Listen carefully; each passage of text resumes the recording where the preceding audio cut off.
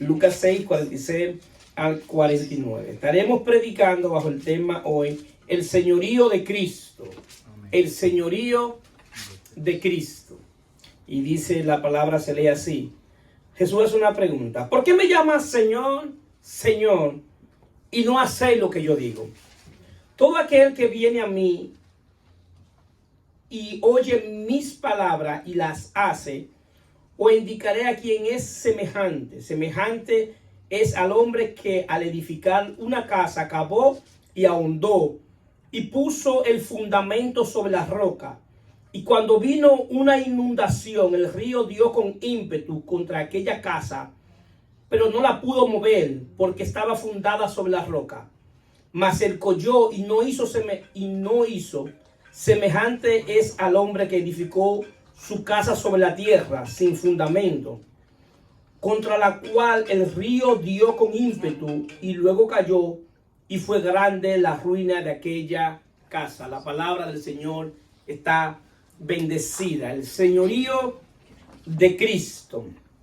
Ahora bien, existe lo que se llama el señorío de Cristo. Esta es una doctrina que está ligada a la salvación. E incluye someterse a Cristo como Señor, como dominio de nosotros.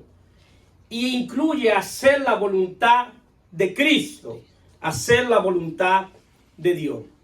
La palabra Señor se usaba en aquellos tiempos para reyes o para personas que tenían esclavos. Las personas que tenían esclavos se le llamaban Señor, pero a los reyes también se le llamaban Señor. Pero en la Biblia aparece la palabra Señor con ese grande solamente cuando se refiere a Dios, porque Dios es el Señor de todo. Y también se le da el nombre de Señor a Jesús, nuestro Salvador. Existe lo que se llama las cátedras de Jesús o las enseñanzas de Jesús. Jesús cada vez que hablaba, todo el mundo se quedaba maravillado con lo que él enseñaba. Y muchos decían que él tenía autoridad, porque Jesús tenía autoridad con lo que decía, no solamente por lo que decía, sino porque él hacía lo que decía. Y lo que nos da autoridad como cristianos, como hijos de Dios, es que cuando lo que digamos, eso es lo que hacemos. Cuando nosotros decimos algo que no somos, entramos en lo que se llama hipocresía, porque queremos enseñarle a la gente lo que no somos. Y verdaderamente lo que le daba autoridad a nuestro Señor y Salvador Jesucristo era que cuando hablaba, lo escuchaban, pero la gente veía que Él era transparente. Jesús no tenía por dónde decirlo, por dónde iba a atacarlo, por dónde agarrarlo. Ellos buscaron para poder condenarlo, tuvieron que levantar falso testimonio. Tuvieron que decir que le había dicho y que había blasfemado del nombre de Dios, diciendo de que el templo iba a destruir, lo iba a construir y se estaba haciendo semejante a Dios, y buscaron testigos falsos para poder condenarlo. ¿Y por qué tienen que buscar testigos falsos para poder condenarlo? Porque no tenían por dónde entrarle, no tenían por dónde agarrarle, por lo que él decía, eso él era. Entonces, ¿qué sucede? Las enseñanzas y la cátedra de Jesús es lo que marca el fundamento de la iglesia cristiana. La iglesia primitiva se fundó bajo el fundamento de lo que Jesús enseñó. Y los apóstoles lo que hicieron fue replicar lo que Jesús había dicho. Hay muchas cosas que Jesús dijo que en el momento no se entendió. Porque hay cosas que se podía entender cuando llegara el Espíritu Santo, el Espíritu de verdad. Porque el Espíritu Santo era que iba a iluminar el entendimiento de lo que creían en Jesucristo. Por eso quienes amplían más las enseñanzas de Jesucristo son los apóstoles. Entonces nosotros podemos ver que Jesucristo es presentado como la piedra angular de la iglesia, que la enseñanza de Él es el fundamento que la iglesia debe tener. Si la iglesia se aparta del fundamento de Jesucristo, esa iglesia no se puede considerar iglesia. No se puede considerar la iglesia de Cristo. Tú puedes llamarle iglesia de cualquier cosa, pero no de Cristo. Porque la iglesia no se puede apartar del fundamento. El fundamento para nosotros los latinos es lo que se llama la zapata. Bueno, aquí hay una persona que sabe de construcción. ¿Qué es la zapata? Que es lo primero que se construye antes de hacer una casa. Es decir, que antes de que la iglesia estuviera ya en funcionamiento, se estaba haciendo la zapata, el fundamento, y era que Jesucristo en su revelación era lo que iba a marcar la predicación de la iglesia. Y ese era el norte que la iglesia debía seguir. Al punto que Pablo dice, ampliando lo que Jesús está enseñando en este versículo y en este capítulo, Pablo dice en Efesios 2, 20 y 21, que la iglesia es edificada sobre el fundamento de los apóstoles y profetas, siendo la principal piedra del ángulo Jesucristo mismo, en quien todo el edificio bien coordinado va creciendo para ser un templo santo en el Señor. Lo que Pablo está diciendo, que la iglesia tiene el fundamento de Jesucristo y es lo que hace que el edificio crezca, un buen fundamento. Cuando hablamos de casa, estamos hablando de creyentes. Estamos hablando de que hoy nosotros somos casa de Dios en el Espíritu. Entonces Dios en cada uno de nosotros está construyendo una casa. ¿Cuántos lo sabían? Amén. Porque Dios no habita en templos hechos a mano, sino Dios habita en un espíritu. Y el único ser que tiene la semejanza de Dios es el hombre. Y el único ser que tiene espíritu es el hombre. Y ese espíritu es puesto ahí para Dios habitar ese espíritu. Dios quiere habitar el espíritu del hombre. Entonces, ¿qué sucede? Lo que él está diciendo es que Dios quiere hacer una casa. Quiere hacer una casa para él vivir, para él habitar. Eso es lo que se llama el propósito eterno de Dios en Cristo. Lo que Dios se había propuesto desde antes de la fundación del mundo. Construir una casa donde él habitar.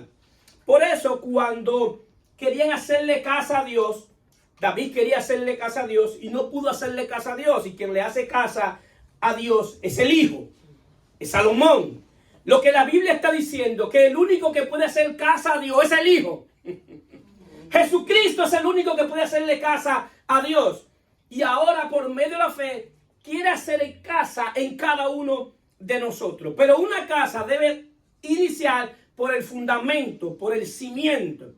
¿Para qué? Para que en ese fundamento vaya creciendo, vaya poniendo los bloques, vaya poniendo cada cosa.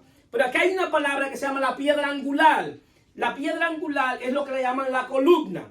La columna en aquellos tiempos se ponía en el medio. Y si la columna era quitada, la casa se caía. ¿Qué es lo que le quiero decir?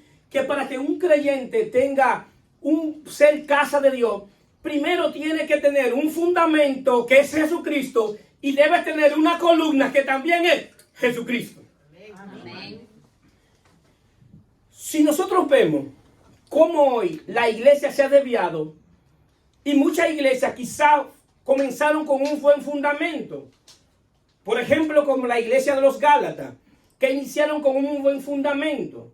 Pero en el proceso de construcción, ellos se desviaron del fundamento. Quisieron poner otra columna. Y quisieron poner la columna de las obras. De que había que hacer algo para acercarse a Dios. Y Pablo le dice, ustedes corrían bien. ¿Quién los hechizó? ¿Quién fue que lo embrujó? ¿Quién fue que le dijo eso? Porque eso no nace de mí. Yo le presenté a Cristo. Yo le presenté el evangelio de Cristo. Y solamente hay un evangelio. Y si alguien le predica otro evangelio, sea anatema, sea maldito. ¿Por qué? Porque cuando alguien cree en otro evangelio que no es el evangelio de Jesucristo, la casa va creciendo torcida. Se va torciendo. Entonces, ¿qué sucede? Nosotros, gracias a Dios, en el tiempo que nos ha tocado vivir, hemos podido entender lo que es la revelación de Jesucristo. Y es el fundamento de la salvación. La revelación de Jesucristo es progresiva. Constantemente vamos a progresar en la revelación de quién es nuestro Señor y Salvador Jesucristo. El asunto que nosotros vemos a Jesucristo solamente desde la encarnación, que es Dios, que es el estado encarnado. Pero a Jesucristo tenemos que verlo más allá de la encarnación, porque tenemos que ver a Jesucristo como el creador del cielo y del universo. Tenemos que verlo que todo se creó por Él y para Él.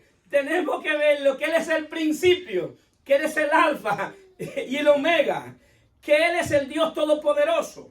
Es decir, que tenemos que verlo antes de la encarnación y tenemos que verlo también después de la resurrección, que fue hecho espíritu vivificante. En pocas palabras, un espíritu que da vida. Y eso es lo que ha hecho Dios en Cristo, darnos vida para que le podamos servir. Ahora bien, Jesús en este texto estaba hablando de salvación, sin mencionar la salvación, pero estaba hablando de salvación. Y estaba hablando que verdaderamente la salvación tiene que ver cuando Cristo mora en nosotros, cuando el Espíritu de Dios mora en nosotros. Que para que haya salvación debe morar el Espíritu de Dios. Y en el contexto, Jesucristo no lo deja claro en el contexto de la salvación, pero quien mejor lo explica es el apóstol Pablo en Efesios 2:8, que enseña y dice: porque por gracia son salvos por medio de la fe. Y esto no es de vosotros, pues don de Dios, no por obra para que nadie se gloríe, porque somos hechura suya, creado en Cristo Jesús, para buenas obras, las cuales Dios preparó de antemano para que anduviésemos en ella.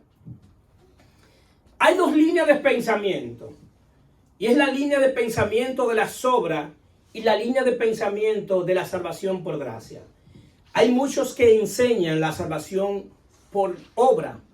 Hay otros que enseñan la salvación por obra y gracia.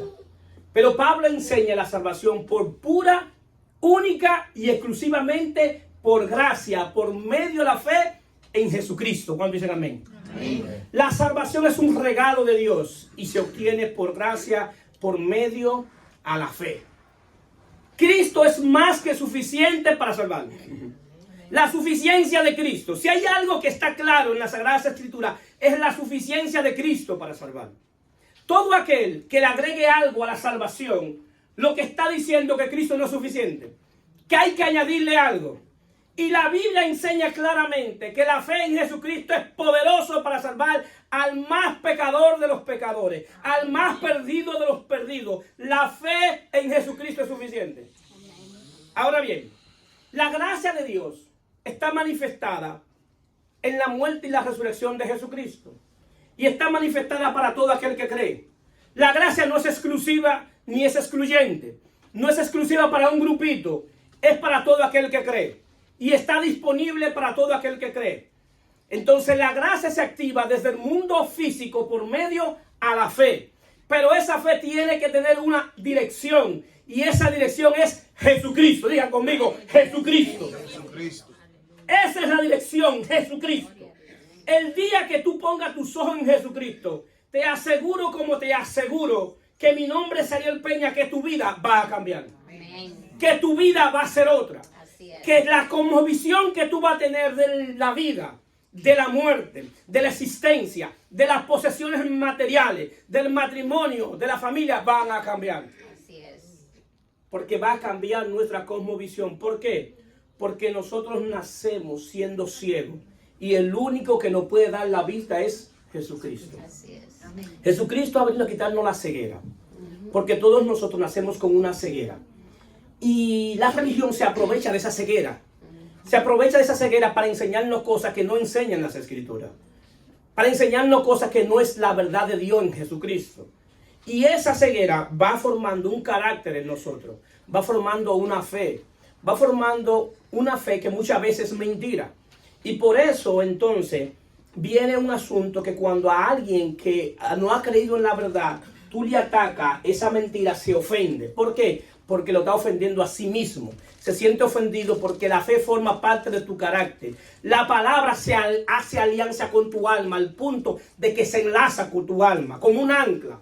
Pero bendito sea Dios en Cristo, que así mismo como la mentira se enlaza con el alma del hombre, así mismo la verdad también se enlaza con el alma del hombre. Y esa ancla de la fe de nosotros es nuestro Señor y Salvador Jesucristo. Amén. Aleluya, bendito sea el nombre de Cristo. Ahora bien, la fe viene por el oír y el oír por la palabra de Dios.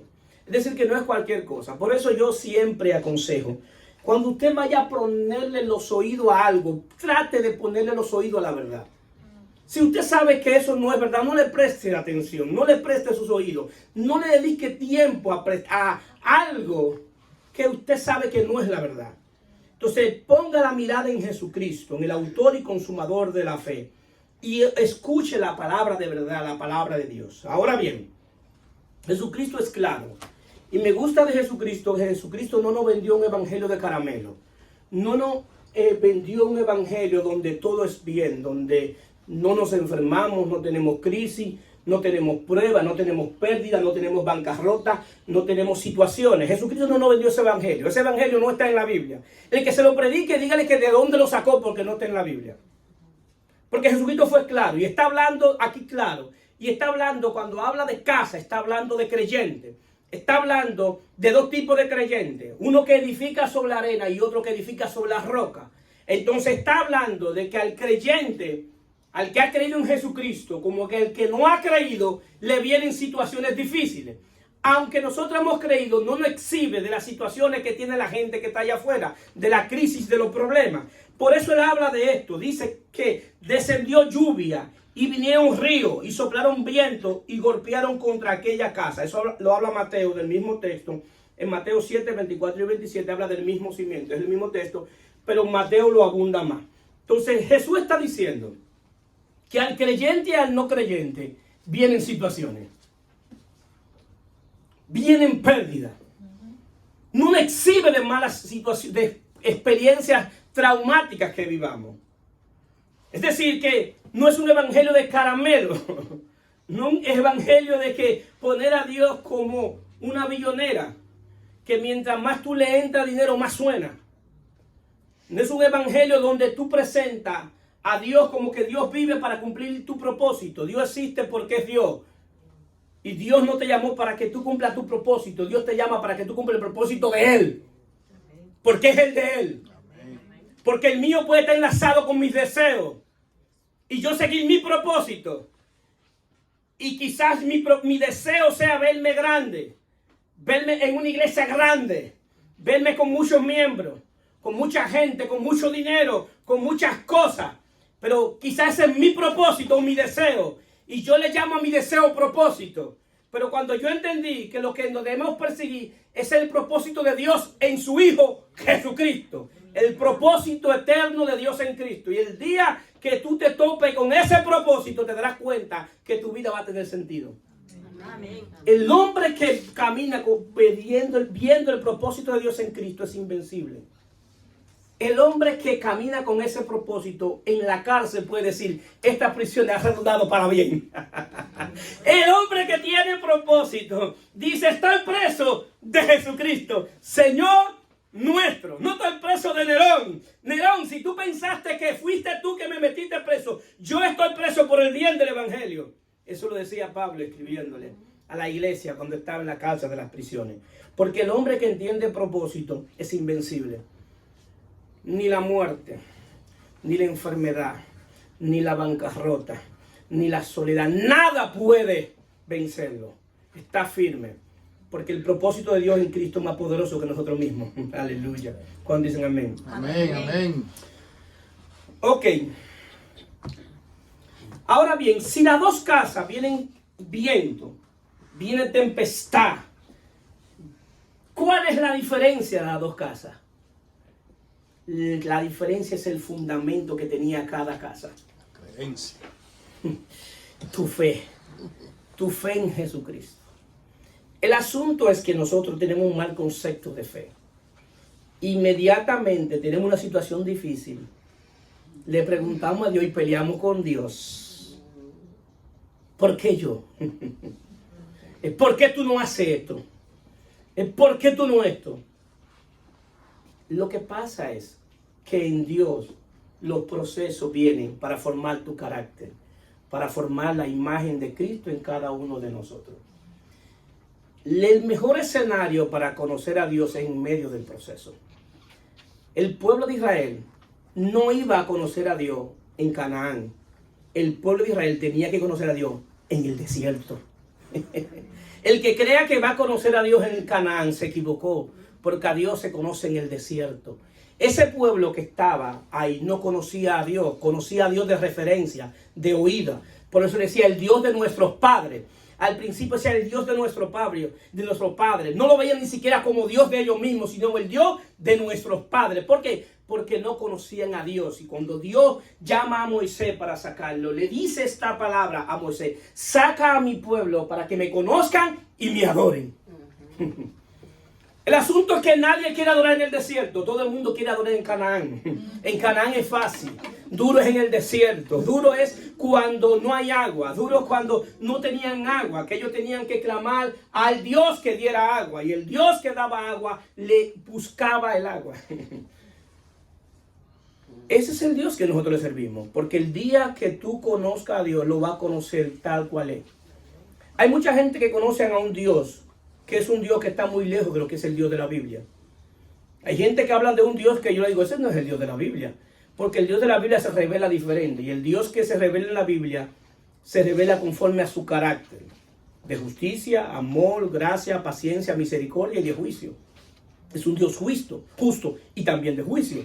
Entonces, es un Dios que tenemos que ver la plenitud de lo que Él es. Yo no puedo agarrar el amor de Dios y decir, Dios es amor, que es amor, pero quedarme en que Dios es amor. Pero también Dios tiene un carácter fuerte que castiga a aquellos que desobedecen. ¿Verdad que está difícil? Pero es la verdad, eso es lo que enseña la Biblia. Entonces, si eso es lo que enseña la Biblia, tenemos que acatar todo el consejo de Dios. Bien, ahora bien, la diferencia estaba en la casa, cómo había sido edificada. Entonces había una casa que había sido edificada sin fundamento y otra con fundamento.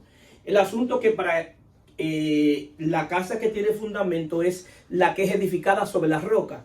Tipología, la roca es tipología de Cristo. Cristo es la roca fuerte. Esa es la tipología. Cristo está diciendo, para usted formar una casa, tiene que formarla en la creencia mía, en creer en mí. El fundamento que yo doy. Quien da el fundamento aquí soy yo. Y tú tienes que hollar hacia abajo. ¿Para qué? Para que la casa tenga fundamento. Y hollar hacia abajo tiene que ver que en los momentos difíciles tú sigues creyendo en Él. Amén. Dios es mi suplidor aunque no me supla. Amén. Dios es mi sanador aunque no me sane. Amén. Dios es mi libertador de los problemas aunque no me saque de mis problemas. Él es lo que es por lo que Él es, no por lo que haga conmigo. El asunto que nosotros creemos que Dios es lo que es por lo que hace conmigo. No, Dios es lo que es por encima de lo que hace conmigo. Y si un día en necesidad me quiere suplir, gloria a Dios. Si no me suple, gloria a Dios también.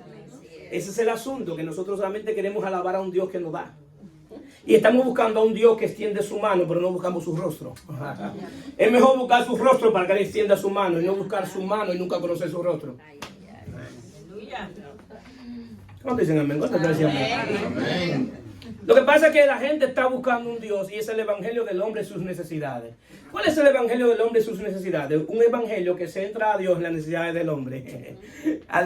Yo necesito un trabajo, déjame buscar a Dios para que me busque un trabajo. Gloria a Dios, Dios podía hacerlo, claro que sí, pero yo no busco a Dios para que me busque un trabajo. Deja a buscar a Dios para que me saque a mis hijos de la cárcel. Dios puede hacerlo, pero esa no es la razón de buscar a Dios. La razón de buscar a Dios es porque yo necesito buscar a Dios. Porque la razón de mi existencia es Dios. La razón por la que yo estoy aquí es Él. Amén. Esa es la razón por la que yo tengo que buscarlo. Porque Él es Dios y porque Él es bueno. Y yo nací para adorarlo. Yo nací para la alabanza de la gloria de Dios. La razón de mi existencia, de nuestra existencia, es vivir para Él. Amén. Esa es la razón de nuestra existencia. Todo aquel que no le sirve a Dios está fuera de la razón de su existencia. Está fuera del diseño de Dios. Nosotros los dominicanos tenemos una característica para otras naciones que no sé si hacen sus naciones, pero los dominicanos somos los únicos que cogemos una cosa que es para una cosa para otra. ¿Cuánto han visto a alguien clavando un clavo con unos zapatos? Eso yo creo que solamente lo hacen los dominicanos. Hay que clavar un clavito buscando un zapato y el zapato se le daña y dice, ¿qué zapato más malo? No, fue que tú le diste mal uso. El zapato no es para eso. Y la mano es pilón. ¿Cuántas cosas no buscamos nosotros? Yo no sé si los otros países lo hacen, pero el dominicano es típico en eso. Entonces, ¿qué sucede? ¿Qué quiero decir con eso? Que cuando nosotros no le estamos sirviendo a Dios, estamos fuera del diseño. Entonces, cuando el zapato se daña, no era que el zapato era malo, fue que tú le diste mal uso. ¿Qué te quiero decir con eso? Que cuando tu vida tú no se la dedicas al Señor, tu vida se vaya en ruino. Y no era que tu vida era mala, sino que tú le diste mal uso. Eso es lo que sucede, queridos hermanos. Entonces, ¿qué sucede? El señorío de Cristo es un acto de gracia de Dios. Es decir, que el señorío de Cristo solamente se puede aceptar por el Espíritu. Cuando el Espíritu de Dios viene a nosotros, entonces nosotros tenemos la capacidad de aceptar el señorío de Cristo. Me voy a explicar. En 1 Corintios 12:13, Pablo dice: por tanto, os hago saber que nadie que hable por el Espíritu de Dios llama anatema al Señor, y nadie puede llamar al Señor Jesús, a Jesús Señor, si no es por el Espíritu Santo. Me explico. La iglesia de Corinto es una iglesia bastante fervorosa y bastante movida. Y parece que una de las actividades que había, alguien en un éxtasis llamó a Jesús anatema. Dijo: ¡Jesús es anatema! Y le han contado a Pablo que alguien dijo que Jesús era anatema. Y Pablo le está diciendo: ese señor que está diciendo que Jesús es anatema no lo dijo por el Espíritu. Ese señor no conoce a Dios. Ese señor no ha sido libertado. Y por eso le está llamando a Jesús anatema. Porque el que es por el Espíritu llama a Jesús Señor. Todo aquel que el Espíritu de Dios ha venido a él y ha sido libertado. Porque en el proceso de salvación hay un proceso que se llama la liberación del Espíritu, donde el Espíritu Santo liberta los espíritus que están en nosotros y va despojando todos los espíritus que están en nosotros. ¿Para qué? Para el Espíritu Santo hacer morada en nosotros. ¿Por qué? Porque no pueden existir dos espíritus al mismo tiempo. No puede existir el Espíritu de Dios y el Espíritu de maldad al mismo tiempo. O está uno o está el otro, pero no están los dos juntos. Entonces el Espíritu de Dios lo primero que hace es libertarnos de los espíritus. Comienza a limpiar la casa. Cada quien que ha vivido aquí, que se ha mudado, lo primero antes de mudarse, ¿qué es lo que hace? Limpiar. Bueno, eso es lo mismo que hace el Espíritu de Dios. El Espíritu de Dios viene a limpiar la casa, a sacar los espíritus, a libertar nuestro entendimiento. ¿Para qué? Para Él regenerarnos y hacer morada en el Espíritu. Eso lo hace el Espíritu de Dios. Ahora bien, ¿cómo lo hace? Jesús lo explicó bastante claro. Dice en Juan 8:32: y conoceré la verdad, y la verdad os hará libre. Es decir, que lo que te liberta es conocer la verdad. No es conocer mucha Biblia, lo cual no es malo, pero es conocer la verdad. Y esa verdad, cuando hablamos de verdad, Jesús no estaba hablando en ese contexto ahí de la Biblia. Jesús estaba hablando de sí mismo. Porque Él es la verdad. Porque la Biblia no estaba escrito para que te diga: pastor, es un hereje. No. Nunca se le puede dar un valor interpretativo a un texto que no fue la intención de quien lo dijo. Y en ese momento la Biblia no estaba ahí. Es decir, que Jesús está refiriéndose a la verdad como sí mismo. Porque Él dice: yo soy el camino, la verdad y la vida. Es decir, que esa verdad es Jesucristo mismo. Diga conmigo: Jesucristo mismo. Jesucristo mismo. Ahora bien, pastor, entonces, ¿y la Biblia? La Biblia es un libro de verdades. Es un libro que desde Génesis a Apocalipsis es un libro de verdades. Pero la Biblia tiene tres tipos de verdades. Tres tipos de verdades. Y ahí es que lamentablemente nos dejamos engañar cuando no entendemos las verdades bíblicas. Porque mucha gente, muchas veces toman un texto dicho en un tiempo para aplicarlo que no tiene cumplimiento en este tiempo. ¿Por qué? Porque hay cosas que se dijo para Israel. Hay cosas que se dijo para una persona específica, que no es para ti. Hay cosas que se dijo en un tiempo, que no es para este tiempo.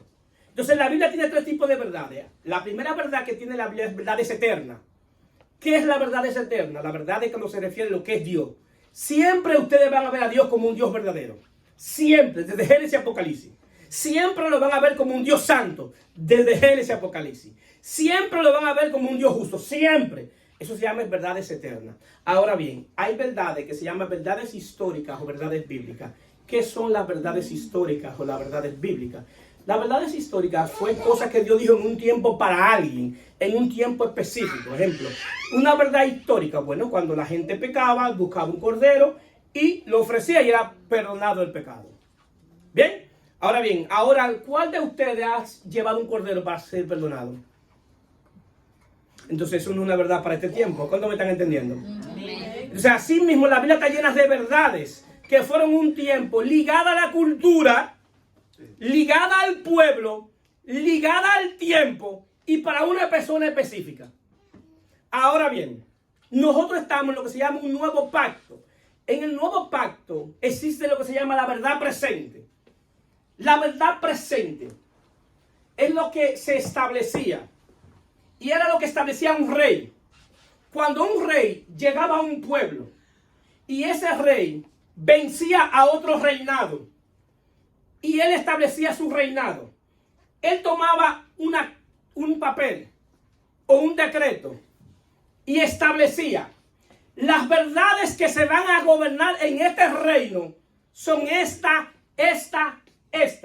Eso le llamaban la aparicía del rey. Y el rey establecía qué verdad iba a gobernar en ese tiempo. Nuestro Señor y Salvador Jesucristo ha venido a gobernar. Y Él, después que venció la muerte, después que venció el pecado y resucitó, apareció para Él establecer la verdad que iba a gobernar el nuevo pacto. Y es lo que se llama la verdad presente. La verdad presente tiene que ver que todo lo que nosotros podemos obtener en esta vida es por medio de la fe en Jesucristo. Amén. Si hay algo que tú quieres hacer, el único que te puede ayudar es Jesucristo. Así es. Si no ve a Jesucristo como el único mediador entre Dios y los hombres, no hay manera de que haya algo nuevo.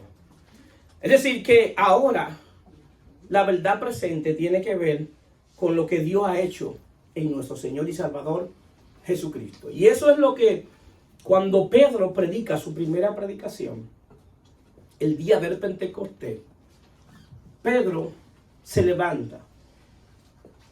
Y se levanta porque creen que los que estaban ahí estaban borrachos. Y le dice: esta gente no es tan borracho. Y comienza a predicar y a decir qué es lo que ha pasado. Y lo que ha pasado es que ha venido el Espíritu de la promesa. El Espíritu Santo que se había prometido llegó.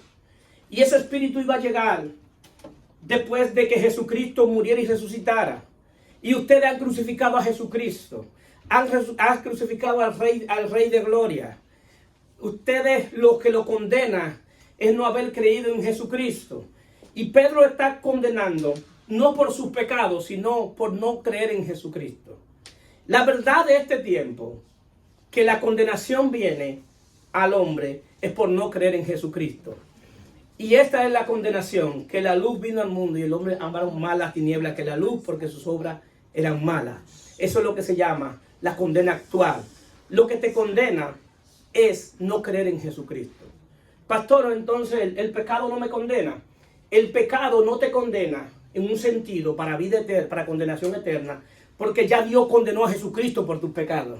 Y nadie puede ser condenado dos veces por dos personas condenadas por un acto. Es decir, que como Él condenó a Jesucristo por nuestro pecado, ya no nos puede condenar a nosotros por nuestro pecado. Entonces la condenación viene por no creer en ese acto, en no creer que Cristo murió por mí en la cruz. Eso es lo que te condena. Y Jesús dice que el que no cree en Él no necesita condenación, porque ya está condenado. Es decir, al borracho, a la drogadicta, al homosexual, al que está allá afuera, yo no lo puedo condenar por sus actos. Yo le tengo que presentar a Jesucristo para que sea salvo. ¿Por qué? Porque sus actos es una manifestación de su condena. ¿Cómo están aquí? Amén. Porque nosotros muchas veces vemos al pecador y lo catalogamos y lo queremos hacer sentir mal por su condición espiritual. No. Nosotros debemos presentarle a Cristo, porque el único que lo puede sacar de esa condición es Jesucristo. Sí, amén. Y si nosotros no estamos en esa condición, fue porque la gracia un día no alcanzó. Yo no condeno a un borracho porque yo era un borracho. Y si yo no soy un borracho, fue porque Cristo me alcanzó. Yo no soy lo que soy porque he sido el más inteligente. Yo soy lo que soy porque la gracia de Dios un día me alcanzó. Porque por su gracia soy lo que soy. Y su gracia no ha sido en vano para que conmigo, aunque he corrido más que todo ello, pero no yo, sino la gracia de Dios en mí, dice Pablo. Es decir, que lo único que tú necesitas en este día es que la gracia de Dios te alcance. Amén. Si la gracia de Dios te alcanzó, te aseguro que las cosas van a cambiar. Entonces la verdad presento. Entonces Pedro presenta la condenación de que ellos no habían creído en Jesucristo. Y dice en el texto, dice en Hechos 2, 36, 37, dice el Señor a mi Señor, refiriéndose a un salmo que había dicho David. David estaba reconociendo a Cristo como su Señor. Antes de Cristo aparecer, ya David estaba reconociendo a Cristo como su Señor. David era un hombre tremendo. Antes de Jesús aparecer físicamente, ya él lo estaba reconociendo. Ese salmo es hablando de Cristo. Y él está refiriéndose a un salmo que dice David. Dice: dijo el Señor a mi Señor, siéntate a mi diestra, hasta que ponga a tus enemigos por estrado de tus pies. Sepa pues ciertamente toda la casa de Israel, que a este Jesús a quien vosotros crucificaste, Dios lo ha hecho Señor y Cristo. Y al oír esto se compungieron de corazón y dijeron a Pedro y a los otros apóstoles: varones hermanos, ¿qué haremos? Y Pedro le dice ahí: arrepentidos, bautícese y recibirán el don del Espíritu Santo. Ahora bien, Cristo ya era Señor de todo antes de nacer.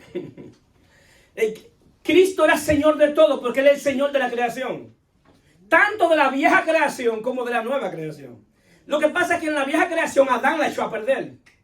Entonces, como Adán echó a perder la vieja creación, Cristo viene a hacer otra nueva creación. Y ahora Cristo es el Señor de la nueva creación. Él tiene señorío sobre todo. Nuestro Señor y Salvador Jesucristo, en el universo, en lo celestial, tiene el cargo más alto políticamente. Es Señor de todo. Solamente en Él hay salvación. Por eso no hay nombre, el único nombre dado a los hombres en el que puede ser salvo es el nombre de Jesús. Jesús es el nombre. Cristo es un título. Señor es un título. Pero el título va acompañado del nombre. Y el único título que es eterno es el título de Jesucristo. Porque cuando alguien es presidente y deja de ser presidente, ¿cómo le dicen? Él es presidente. Y cuando alguien era algo que no es, él es esposo. Él es marino. Él es todo. Él es trabajador. Pero el único título que es eterno es el título de nuestro Señor y Salvador Jesucristo. ¿Cuántos dicen amén? Amén. Es eterno. Él es Señor de todo. Amén. Es el Cristo. Y es el único que puede salvar. Nadie puede salvar fuera de Jesucristo. Así es. Sí, amén. Porque ese es el título eterno que Él tiene. Entonces, ¿qué pasa? Nosotros tenemos que saber que el señorío de Cristo no es arbitrario. Aunque es una obra del Espíritu, porque es por el Espíritu que tú puedes llamar a Jesús Señor, pero es una obra espiritual, pero al mismo tiempo es una obra donde tú no resistes a Cristo, porque hay gente que lo resiste. Y no digo que es arbitraria, porque la palabra dice: yo toco a la puerta, tú abres y yo entro. Es decir, que Él no derriba la puerta, como hacen los SWAT y los policías que derriban la puerta para entrar. Él toca primero. Y es para que tú le des autorización y tú mismo le abras la puerta. Te dice: la gracia está puesta aquí, la palabra está puesta aquí. Ahora, tú eres el responsable de creerla o no creerla. Y el tú creer en la verdad es tú abrir la puerta para que Él entre. Cuando tú crees en esa verdad, Él va a entrar. Y Él va a entrar haciendo una transformación en nuestra vida. Transformando nuestra vida completamente. Aunque es una obra espiritual, pero es una obra que tú colaboras, dejándote guiar de Él y no resistiendo la gracia de Dios. Una de las cosas que el pueblo duró 40 años, el pueblo duró 40 años, fue porque resistió la gracia de Dios. Y no entraron a Canaán los que salieron, solamente entraron 2 de los que salieron. ¿Por qué? Porque no creyeron lo que Dios había dicho. Y una de las condenaciones para aquel que no ha creído, para aquel que ha conocido de Dios y no ha creído, es no reposar en lo que Él ha dicho. Porque esta gente, los que no entraron a Canaán, la razón fue que no reposaron en lo que Dios había dicho. Dios le dijo: Canaán es de ustedes. Entonces, cuando ellos vieron los gigantes, cogieron miedo. Pero la palabra de Dios era más fuerte que esos gigantes. Por eso te digo que lo que tú estás viviendo, la palabra de Dios es más fuerte que lo que tú estás viviendo. Amén. Tu trabajo es creer que esa palabra se va a cumplir. Amén. Entonces, cuando ellos vieron los gigantes, se echaron para atrás y cogieron miedo. Y dice Hebreos 4, que cuidado, que nosotros no nos pase lo mismo. Que al escuchar la palabra no fue acompañada de fe, porque no entraron en su reposo. El asunto es que cuando tú no crees lo que Dios ha dicho, no entra en su reposo. ¿Y cuál es el problema? Que la ira de Dios viene sobre ti, porque tú estás poniendo a Dios como mentiroso. Porque tú estás diciendo: Dios no va a cumplir lo que dijo de mí. Entonces lo que Dios quiere es que tú entres en el reposo de lo que ella dijo. Entre en esa paz de lo que Dios dijo. Entonces, ¿qué sucede? Por eso es bien importante que nosotros entendamos bien lo que es el evangelio de verdad, queridos hermanos. Porque el gran reto de la iglesia es tener claro qué es el evangelio. Por todas las mezclas que tiene el evangelio. El reto de cada uno de nosotros es saber qué es el evangelio. Y el empeño debe ser conocer el evangelio. Jesús dice que lo que tuvieron fundamento fue lo que hollaron hacia abajo y no hollaron en la arena, porque es más fácil hacer hoyo en la arena que hacer hoyo en la roca. Entonces, cuando te venden un evangelio falso, te están diciendo olla en la arena, pero el evangelio verdadero te dice olla en la roca. Entonces es más fácil hollar en la arena que hollar en la roca. Pero si tú quieres tener fundamento, necesariamente va a tener que hollar en la roca. Va a tener que confrontarte con la roca. Y esa roca, a quien le cae encima, lo desbarata. Y el que choca con él, se devorona. Es decir, que no hay por dónde salir. Esa roca es Jesucristo. Y algún día tendremos que estar frente a Él. Hoy, mañana, pasado, en 1000 años, en 500 años, en 10 años, algún día todos vamos a ir frente al tribunal de Cristo. Algún día vamos a tener que estar ahí. El problema que en uno de ellos, el tribunal de Cristo y el trono blanco, hay uno de ellos que todos van a tener que estar de pie. ¿Por qué? Porque ahí no hay redención. Nunca podrán arrodillarse delante de Él los que nunca creyeron en Él. No podrán arrodillarse, por eso tienen que estar de pie. Porque ya no hay otra oportunidad. Entonces, hay un lugar que estaremos con Él y lo vamos a ver en gloria. Y nosotros también estaremos en gloria con Él. Entonces, ¿qué sucede? Por eso es que Efesios 1:13 dice: en Él también vosotros, habiendo oído la palabra de verdad, el evangelio de vuestra salvación, y habiendo creído en Él, fuiste sellado por el Espíritu Santo de la promesa, que es el arra de nuestra herencia hasta la redención de la posesión adquirida para la alabanza de su gloria. Efesios 1:13 y 14. Es decir, que lo que tenemos que escuchar es el evangelio de verdad, el evangelio de vuestra salvación, y creer en ese evangelio. El día que se desvió de ese evangelio, usted se desvió del fundamento. Y eso es lo que pasa. Eso es lo que pasa, que muchos se desvían del fundamento. Y cuando viene la crisis, se van del evangelio. Y dice: Dios me falló. Dios no te falla, porque Dios no falla. Lo que te falló fue tu creencia, que tú creíste un falso evangelio. Eso fue lo que te falló. Dios me engañó. Dios no te engaña. Dios no es un engañador. El que te engañó fue el hombre. Dios me mintió. Dios no miente. Dios es verdadero. Quien miente es el hombre. Por eso su mirada no tiene que estar puesta en un hombre, sino puesta en Jesucristo. Porque ese es el objeto de su fe. El objeto de su fe no es Jocelyn y yo. Que Dios nos libre de fallar. Que Dios nos libre. Y oren porque nosotros no fallemos. Pero nosotros no somos el objeto de su fe. El objeto de su fe es Jesucristo. En Él es que tienen que poner la mirada. Jocelyn y yo, Dios nos ha librado de fallar y creemos que nos va a seguir librando. Pero si nosotros fallamos un día, Dios no lo quiera, la idea de esto es que ustedes sigan viendo la mirada en Jesucristo. ¿Cuánta gente deja de ir a la iglesia porque alguien le falló?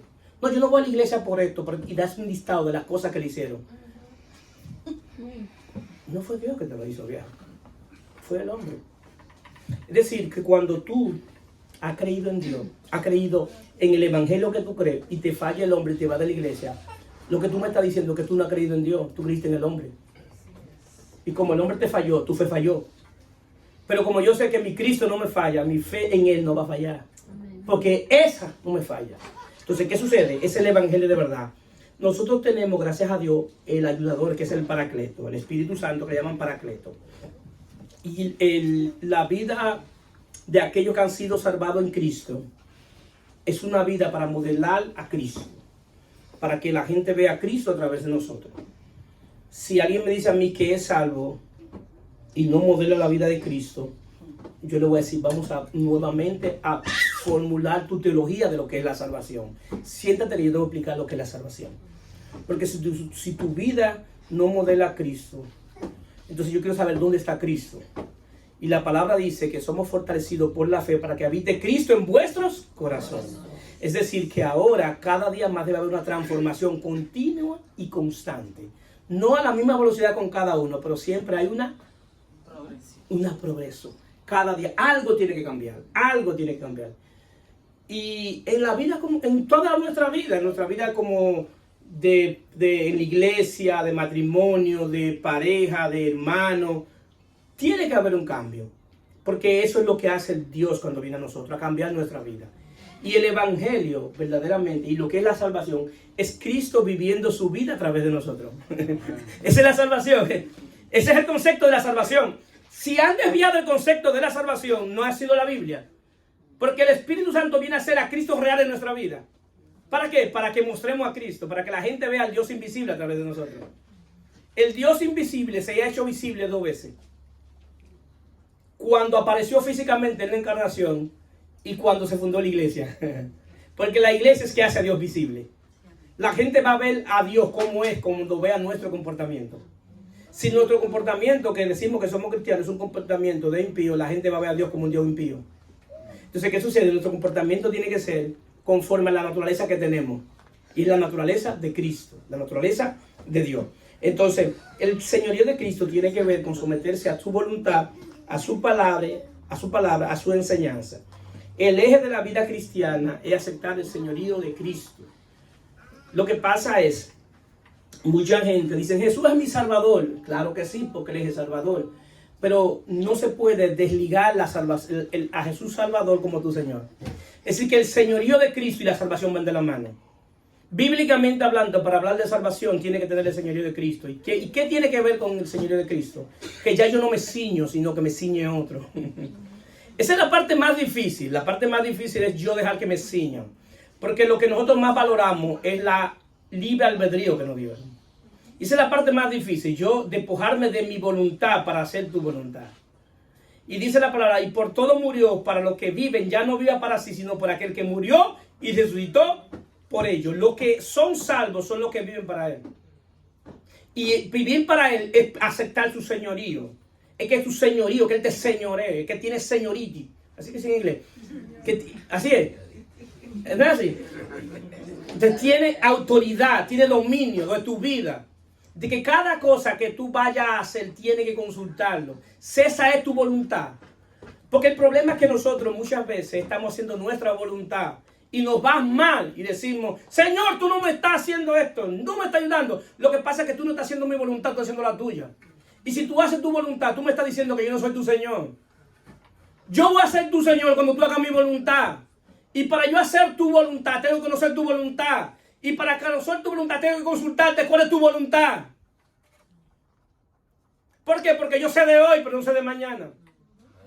Yo veo la cosa hoy fácil y visible, pero no sé mañana. Yo voy a dar este paso y lo estoy viendo hoy. Gloria a Dios por eso, pero yo no sé mañana qué viene. Entonces, por eso tengo que consultar contigo, Señor. ¿Es tu voluntad? Hazme saber si es tu voluntad. Y esa es la evidencia de que Él es mi Señor. Y Él me puede decir que sí y estar alegre. Y también me puede decir que no y entristecerme. Pero déjame decirte que el no de Dios es tan bueno como el sí. El asunto es que nosotros solamente estamos dispuestos a recibir un sí. Y el no de Dios es tan bueno como el sí. Porque el no de Dios te está librando de algo que viene, que tú no sabes. Y eso es lo que nosotros tenemos que aprender. Que el no de Dios es tan bueno como el sí. Y si Él te dice que no, dale gloria a Dios. Y si dice que sí, gloria a Dios también. Entonces, ¿qué sucede?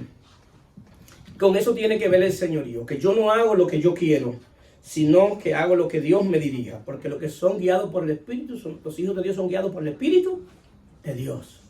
El Espíritu nos va a guiar. Entonces, ¿qué pasa? El señorío de Cristo se acepta por la fe. Es tú aceptarlo por la fe. Y en Romanos dice, y esta es la palabra de fe que predicamos, que si confesamos con nuestra boca que Jesús es el Señor y creyere en tu corazón que Dios lo levantó de los muertos, serás salvo. Porque con el corazón se cree para justicia, pero con la boca se confiesa para salvación. Pues escrito está, todo aquel que en Él creyere no será avergonzado.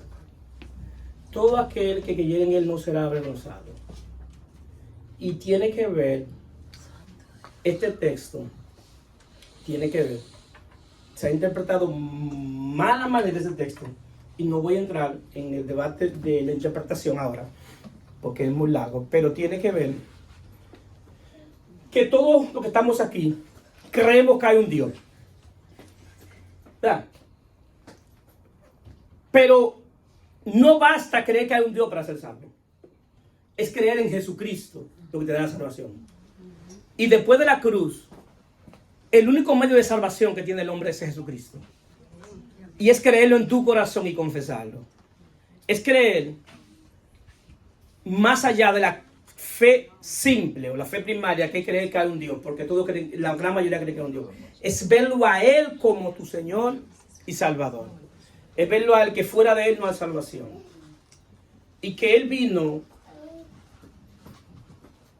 a salvarnos. Él vino